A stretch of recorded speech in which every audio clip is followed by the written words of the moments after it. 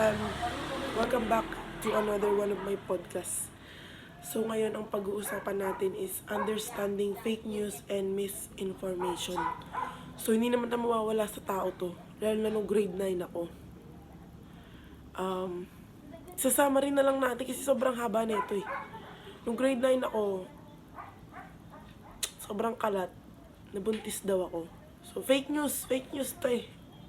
Ay, grade 10 pala yun. Fake news, hindi. Wala talaga. Ano ako mabubuntis? Wala pa nga akong ginagawa. Diba?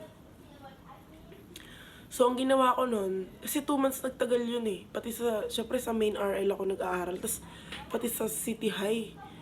Diyos ko, pati sa City High, umabot yung ano na yan, yung fake news na yan. So, syempre, sino ba namang hindi magagalit?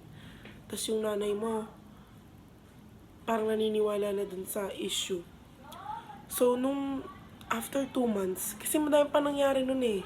Madami pang nakalat na buntis daw ako, nagpalaglag daw ako. Yun, yung mga ganon. So, hinandle ko siya and in-understand ko siya in a way na kinonfront ko yung tao. Nung nalaman ko na siya yung nagpakalat, kinonfront ko siya. Kinonfront ko siya na, bakit mo ginagawa yun? Hindi ko siya kilala eh. Ba't kaya ako kilala? Tapos ba't mo pinagkakalat na buntis ako? Eh, hindi naman ako buntis. Kasi kung buntis ako, ba't ako pumapasok? Sabi niya, tumataba ka kasi. Bawal ba ako tumaba? Diba? Eh, may pambili ako ng pagkain eh. Tapos yun, ang tagal din na, bago mawala yung issue na yun, grade 11 na lang ako, di pa ako nanganganak. Doon lang nawala. Kasi inis ako dun sa tao na yun eh. Pinagkakalat niya na, buntis daw ako, ganyan.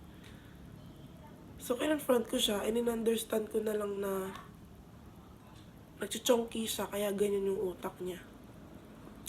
And another one is yung napag-guidance, this current lang, recently lang, na napag-guidance ako dahil bully daw ako. Doon ako mas lalong nainis kasi yung taong nagsumbong sa akin na bully daw ako is tinulungan ko pa siya or hinelp ko pa siya o pinagtanggol ko pa siya sa mga nambully sa kanya. So sabi ko, ba't pinagtanggol kita tapos ngayon ako na yung bully sa paningin mo, ganon. So in-understand ko siya kasi sabi niya, dami daw siyang problema. Pero sinabi ko din na hindi porke may problema ka, eh maninira ka na ng tao. Kasi kung yung iba, aabangan ka talaga, di ba? Parang magagalit sa'yo. Eh, sinabi niya kasi sa amin natatakot daw siya, baka abangan daw namin siya sa gate. Kaya ano namang pakialam ko, yun naman kita abangan. Don't worry.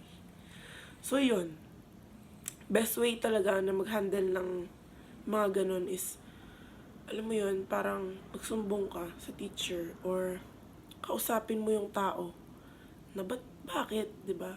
Bakit ka lalo na pag hindi mo kilala or ka-close mo. So, ayun.